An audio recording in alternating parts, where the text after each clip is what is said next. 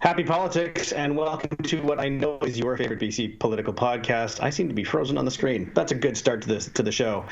This is BC Poly Hot Stove. My name is McLean Kay. I'm the editor-in-chief of the Orca, and I appear to be unfrozen now. That's a very good thing. If you're listening on Spotify, you have no idea what I'm talking about. Probably for the best. I'm joined in a socially distant manner by... It's Jordan Bateman, VP Comms for the Independent Contractors Business Association. Why is the internet always glitch just as you're about to say something important, right? And then it comes up. Well, I mean, whenever I speak, it's important. So, I mean, every glitch, it's confirmation bias. Before we go on, and before I toot my horn anymore, whether you are a loyal fan of the show who skips just for the sports references, or if you're sitting in a basement reading a transcript on the off chance Jordan says something controversial, we hope you had a nice Thanksgiving weekend. I'm very thankful to the NDP employing more government employees than ever before, according to Rob Shaw today in the Orca, which is a depressing thing for those of us who believe the best government is, reasonably small government. But anyways, yes, my greetings to you. I know that someday the NDP figure I'll run for something, and then they can trot out these quotes a la, Kevin Falcon or Aaron Gunn or Ellis Ross or all the other folks that they do the angry news releases to. But I'm going to give you so many hundreds of thousands of words of content that it's just going to be so impossible to wade through that you can possibly decide which quotes are the most incendiary or the most vacuous to add to the anti-Jordan press release. You're like a drift net of quotes that'll be impossible to avoid. Yes, okay. Excellent. McLean, not to start with the sports reference though, but someone was going back through my tweets and found a tweet on the day Ole Juolevi was drafted by the Canucks from me. And essentially I'm like, well, we'll wait and see on him. And although I was fairly positive. And they were retweeting that back to me from 2016. Which is hardcore dedication to the negative campaigning on my bad Canucks takes. I mean, and no context BC Gov has discovered the BC Poly Hot Stove. So what? I'm sure that, yes, they have. So I'm sure the top of the show, well, you're welcome, nameless person behind that account who is a genius and should be very nice to the show. What did they use of ours? I don't even remember. How did I miss that? I was so mortified. Was it and you they or also me? discovered political capital. So yes, I think that was what it was. It was you calling it Capital Direct. That's what they used. Capital Direct, that's not non-contextual. That's very contextual. Capital Direct, every Saturday or Sunday or something on Check. I listen to it in my ear pods on Podface and all the other places because I can't get enough of Strategist Extraordinaire from the Green Party, which has had a combined total of 6 seats in 3 elections. Great job. Extraordinary. It's a sliding scale. She's lovely. I love Julie. She's fantastic. Okay. If you're still with us, you may have noticed this week the legislature is not sitting. They were sitting last week for 1 week. The House never sits on weeks where the Monday is a holiday. And of course, yesterday was Thanksgiving Monday. Jordan, I will put this to you that we could have just not sat last week and started next week because it's hard to point to anything that was accomplished in the first week of session. They spent a lot of time debating the throne speech from April, which will pass most likely if it's ever voted on. The NDP promised a, quote, robust legislative agenda. Aside from a miscellaneous statutes bill, not a whole lot else was introduced last week. There was a lot of why are we even here moments last week. There's nothing more robust than miscellaneous statutes. I know that... that's a very important piece of what government has to do. And I can't believe it didn't make the throne speech that they would do a miscellaneous statutes update. Let's all go back in time to when Gordon Campbell and Christy Clark, who would just routinely cancel fall sessions. And the criticism the NDP had that, every day in the House is precious and they should be using it to their max. And this is a government that's out of ideas, yada, yada, yada.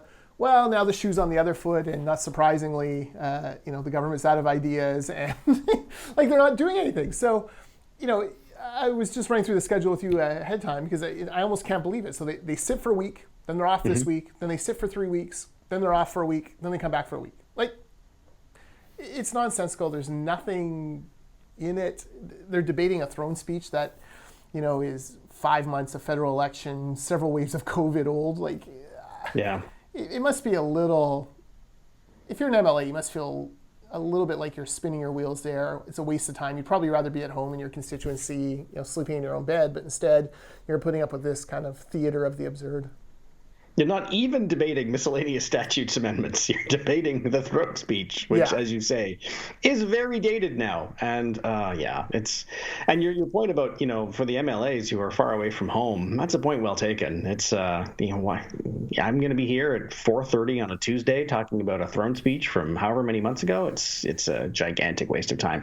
The first day back is always going to be like that because obviously you can't introduce a bill and debate it that same day. Mm-hmm. But it's not like bills got introduced that first day. No. So I guess my question, though, McLean, is, the February session is always front-loaded with throne speech and budget. And those are the two big things that you debate every year, usually closer to the time that they're introduced rather than months later like now. Is there a structural change that needs to happen to the legislative calendar? Like, if you're really committed to sitting every fall and doing something meaningful, is there something that should be done that isn't being done? Maybe you can't really move budget. No. And then you don't want to disconnect the throne from the throne speech from the budget because so many of those themes get introduced there. But there must be something you can do. Either get rid of the fall session and let people work in their constituencies, which frankly, at a time where COVID is in a fourth wave, might be a good idea anyways.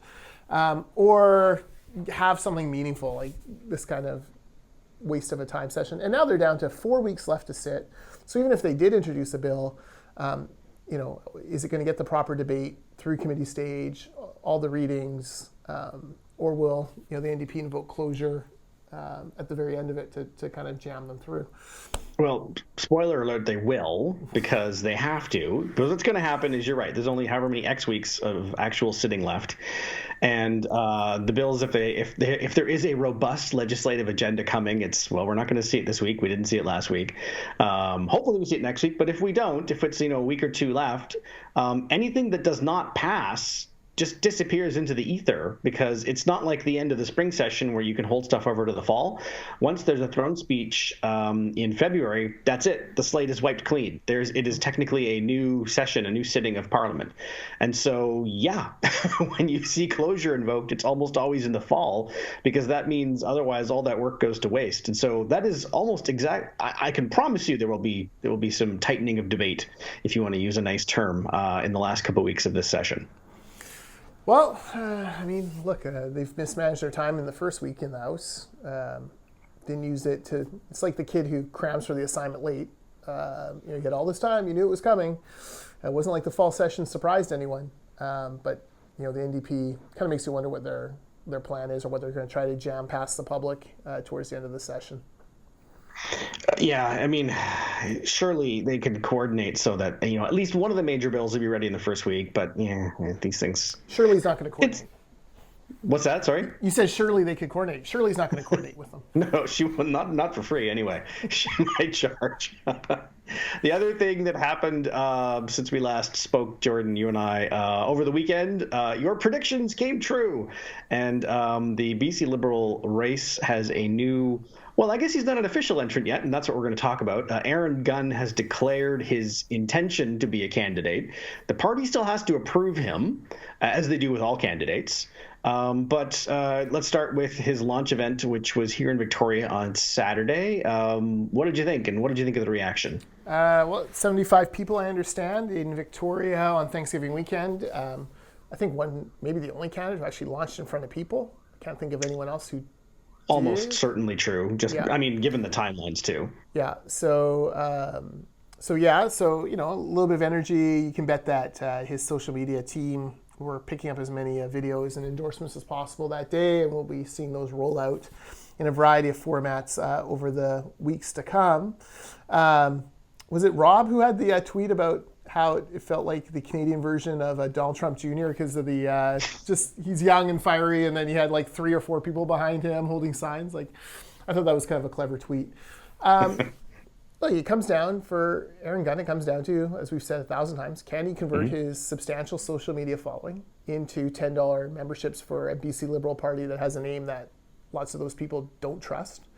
I'm not sure. We're going to find out. Although a couple things happened. Number one, there was a negative press release by the NDP, kind of not kind of, trying to paint him as a rabid white supremacist, like, all these things that if you actually know Aaron are not true. I mean, Aaron's libertarian, which would generally indicate that he doesn't really care what you do with your body, for example. Like, he's not a rabid social conservative. Never seen anything like that in his background or profile. They use some old tweets or old comments on articles, but I think he was more talking about cancel culture than the actual what the person was being canceled for in those comments. So it wasn't the strongest press. Like, there was no smoking gun of like, here's Aaron Gunn, giving a white supremacist salute to Donald Trump, his Lord and Savior. Like there was nothing like that, right? So you looked at it and you're like, well, this is the same. They said Kevin Falcon doesn't care about these issues because he was on the roast with Jane Thornthwaite, and they said this so-and-so didn't care about these issues. So like, I didn't see a lot of there, but there is a lot of hand-wringing by people who maybe take the NDP or the media's word for things that they themselves have not fully investigated. I'm deadly curious to see what the BC Liberal Party does. There are thresholds that Aaron has to meet as far as fundraising goes and signatures and all that sort of stuff. My sense is the party is in no rush to signal whether he would get a green light or red light. They want to see if he can actually meet these thresholds before having to make a decision, which I guess is wise. But look, good launch. He'll carve that video up in 1,000 different ways. He can present video in ways that the other candidates haven't. Or won't, and that will be an advantage for him going forward. Yeah, I mean, you're talking about there was an NDP release about him. You'll correct me if I'm wrong, but I think they've sent one about each of the candidates as they've announced. So it's not particularly unusual. Yeah. Pretty standard, I mean, for them or anyone to do that. So yes, there was. I mean, that said, their release did get some play, and you're right. They did level a couple very heavy accusations his way, and you're right. It'll be fascinating to see how the party handles it. And you're also right. I think you're exactly right. They're going to see if the logistics and the numbers and all those things line up before they make the other decisions. And I don't have any insight at all as to how long that might take. Yeah. Now, the other interesting thing, strategy that Gunn is taking is clearly he's reaching out, or he's willing to be interviewed by what we would call the far right media. The Rebels, True North, those kind of groups.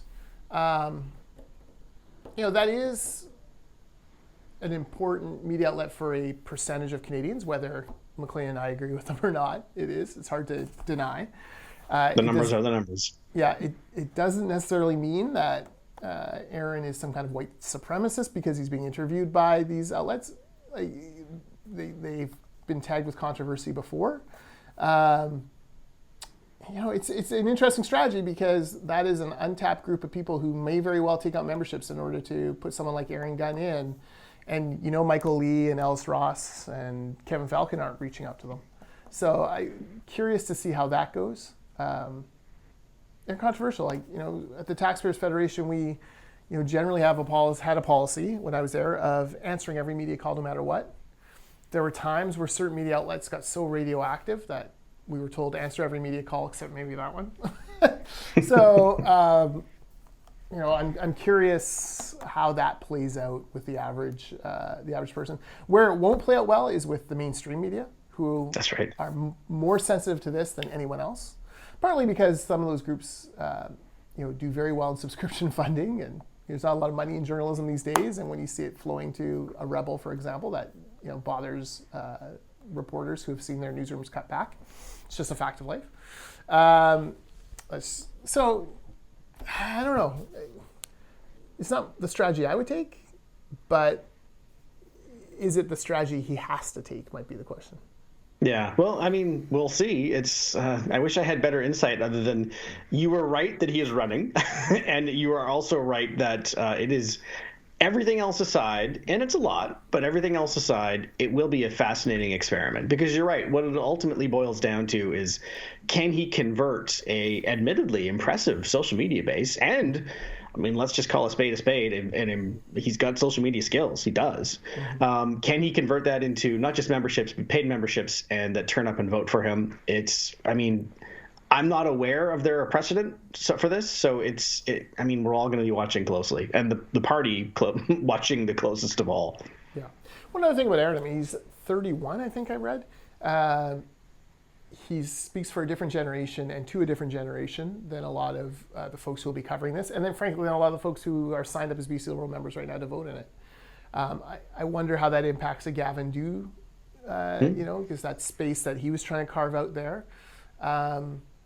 But we'll see. Like, if nothing else, he brings a dynamism to the race that is hard to deny. He brings energy into it. I would love to see him on a debate stage, because I wonder if the other candidates would slowly back off Falcon and try to go after Aaron. Well, there'd be some of that, I think. There'd be just some effort to sort of distance themselves. I don't see them asking Aaron Gunn if he'll commit to running even if he doesn't win. That strikes me as unlikely. But you never know. I've been surprised before. Yeah, I think he lives in Victoria, so I mean... I believe so. That would be a tough row to hoe. Victoria Swan Lake, the loveliest name of a riding association out there.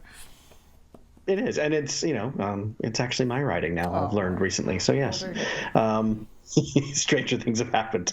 The other thing, it was a very slow week and weekend, as you might expect rather, over Thanksgiving. But the one thing that's interesting is the countdown clock, Jordan, has started to what will be some fascinating and, I dare say, pivotal municipal elections here in BC. There are a lot of very fascinating races that we're not going to talk about today in places like Burnaby and Nanaimo, but I would argue, and I think you agree, that the big three in terms of importance and interest are, in no particular order, Vancouver, Surrey, and Victoria.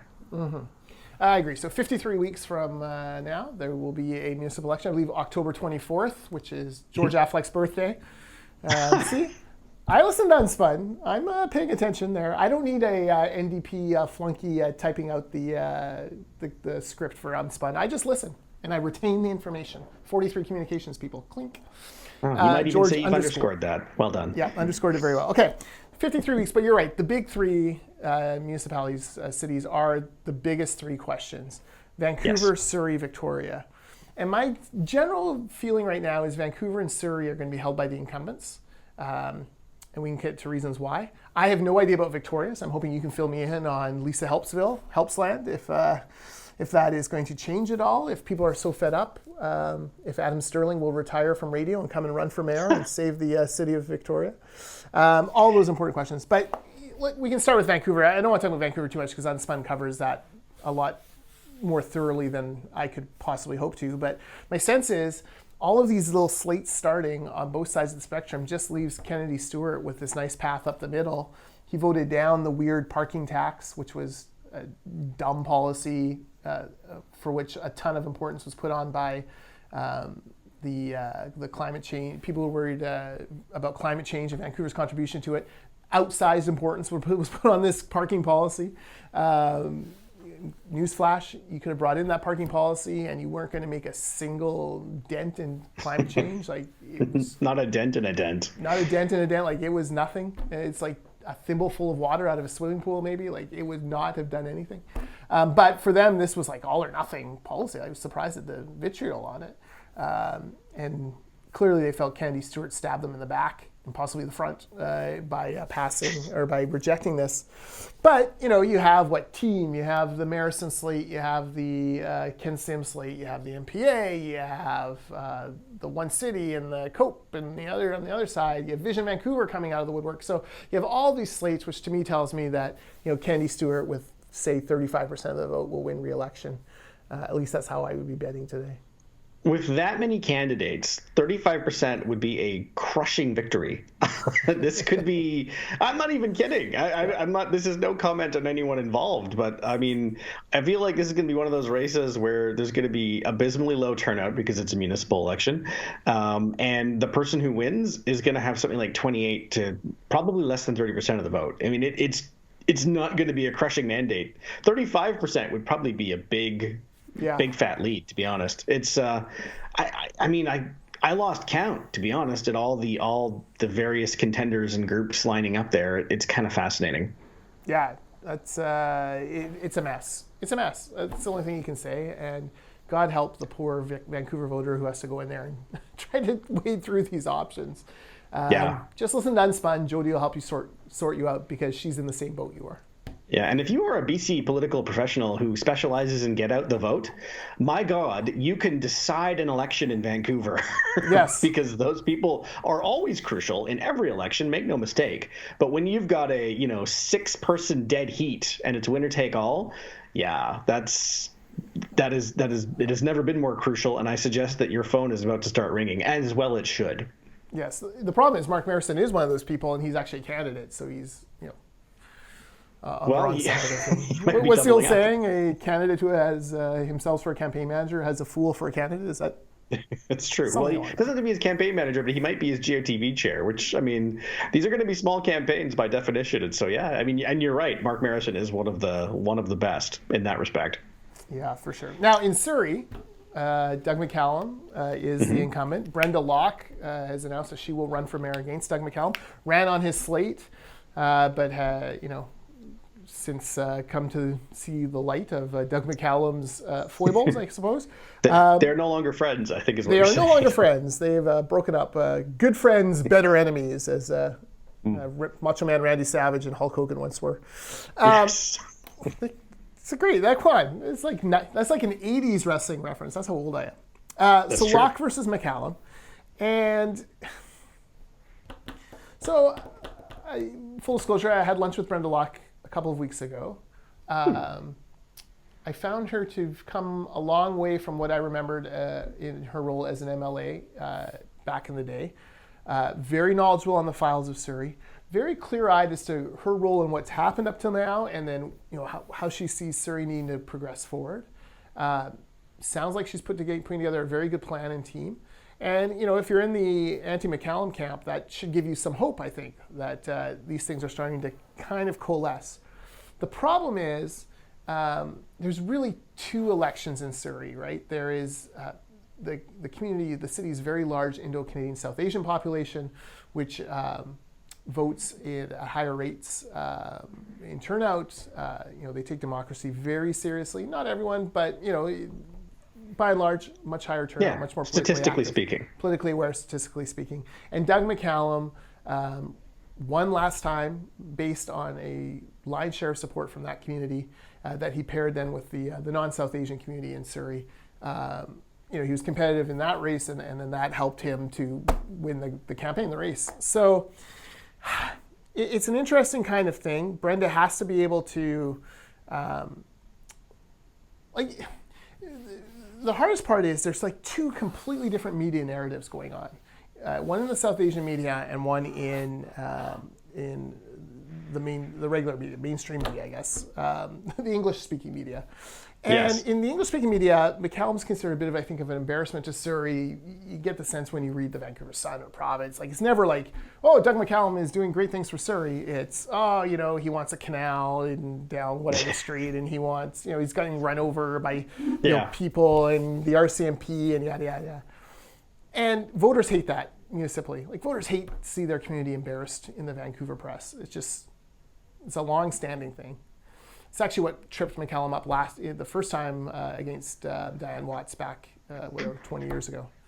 But in the Indo-Canadian media, it's very different, very different. And I do wonder, how do these two different worldviews affect this race? So Brenda's got to find a way to be competitive in that, and we'll see.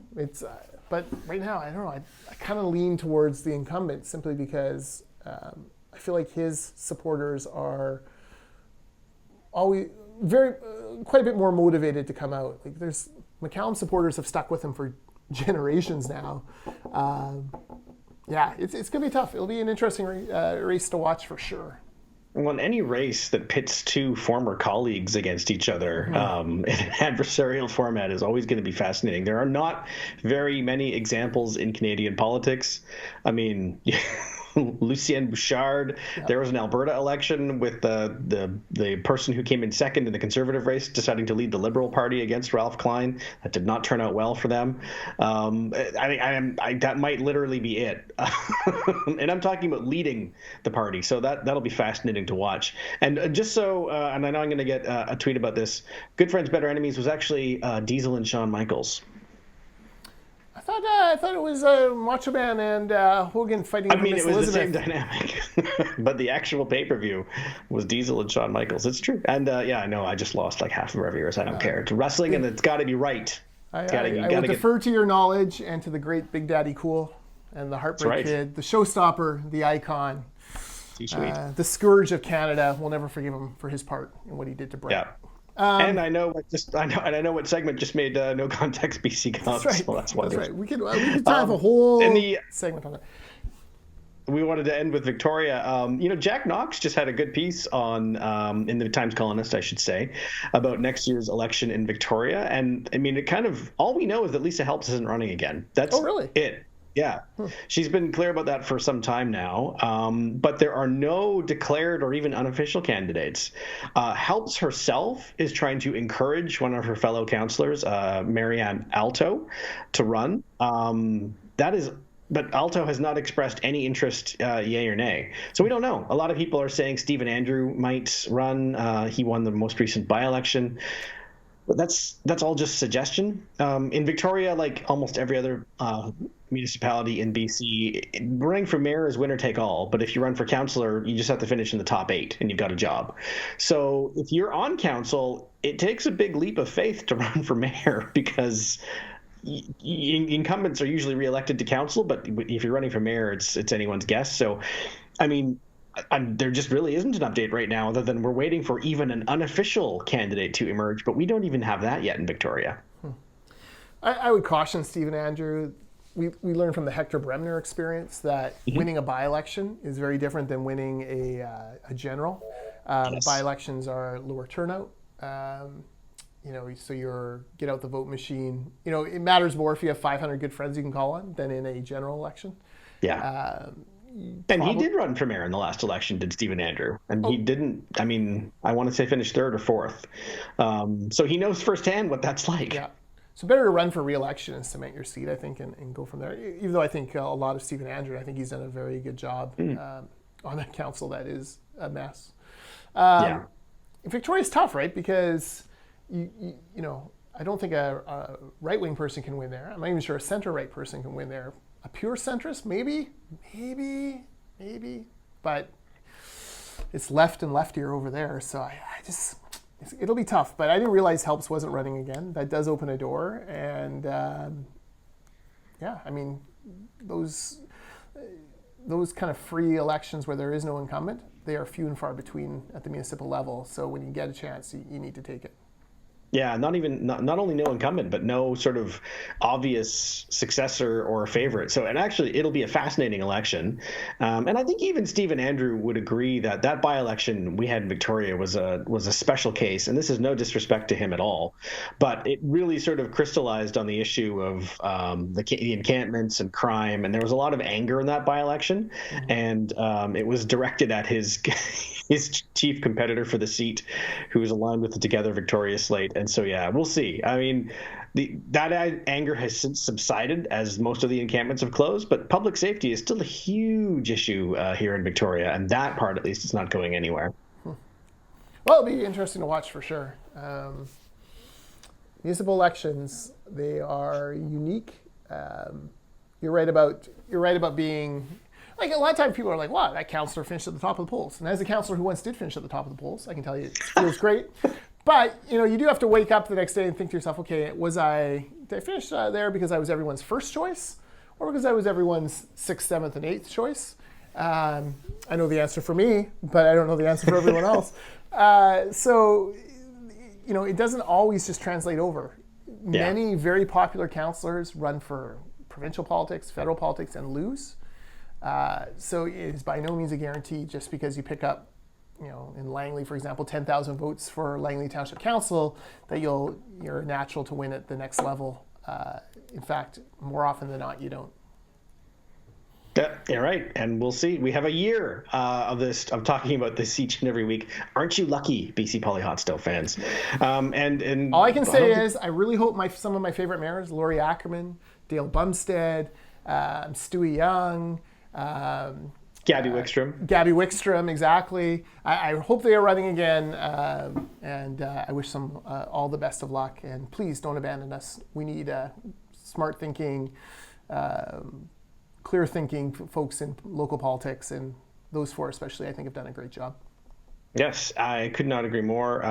If you're thinking about running, all of you, please do. And anyone who's thinking about running, hey, there's no better way to try and get your ideas forward than stepping up for municipal council or local council or regional council or whatever it is, even school boards. We'll see. Until next week, when hopefully we have more to talk about in the legislature, he's Jordan Bateman. I'm McLean Kay. Happy politics.